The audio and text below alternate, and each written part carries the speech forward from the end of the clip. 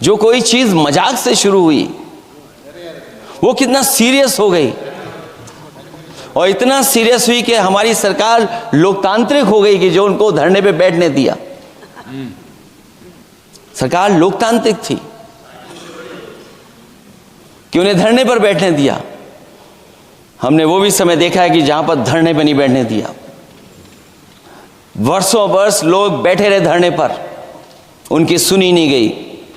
इसी दिल्ली को घेरा था किसानों ने, और सरकार को लगा कि चुनाव आ गया तो सरकार ने तीनों काले कानून वापस ले लिए। जब सरकार घबरा जाती है, डर जाती है, तो सरकार स्वीकार कर लेती है। इसीलिए वो नारा मुझे अक्सर याद आता है कहीं कि झुकाने वाला चाहिए, सरकार भी झुकती है। लाया गया है कि prevention of unlawful means act, सरकार को कम से कम ये बताना चाहिए था कि 2024 में जब ये लेकर के आए थे तो आज 2026 में कैसे पेपर लीक हो गया। और केवल गिनती के 1-2 पेपर लीक नहीं हुए हैं, ये ऐसा आंदोलन रहा जिसमें माँ बाप और नई पीढ़ी के लोग सब जुड़ गए। अगर हम ये माने कि 20 लाख बच्चों ने परीक्षा लिखी थी और उनके घर परिवार के सदस्यों को हम इसमें जोड़ दें, दादा दादी, माँ बाप और परिवार का कोई सदस्य, तो 5 लोग प्रभावित थे। और 5 गुणा 20, 1 करोड़ लोग नाराज हुए सरकार से। और अक्सर हम पॉलिटिकल लोग हैं, हम लोग जानते हैं जब कभी आंदोलन करते हैं तो कितनी तैयारी करानी पड़ती है, गाड़ियों का इंतजाम, खाने का इंतजाम और इंतजाम।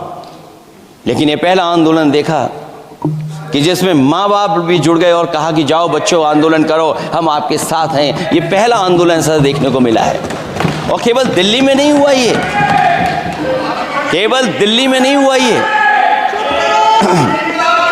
अगर ये बात गलत है, अगर ये बात अध्यक्ष महोदय गलत लग रही है तो देश के होम मिनिस्टर साहब को ले आइए, वो सब एक्सप्लेन कर देंगे।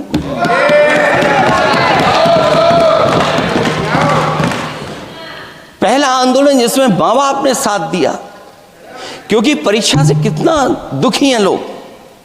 ये जो परीक्षाएं लीक हुई हैं, कई महीनों पहले ये किताब बना दी थी, और अध्यक्ष महोदय, जो लोग चढ़ावा चोरी नहीं बचा पाए, वो पेपर लीक कैसे बचा पाएंगे। जो भगवान के दरबार से दान गायब हो गया, दान चला गया, वो लोग पेपर लीक बचाएंगे।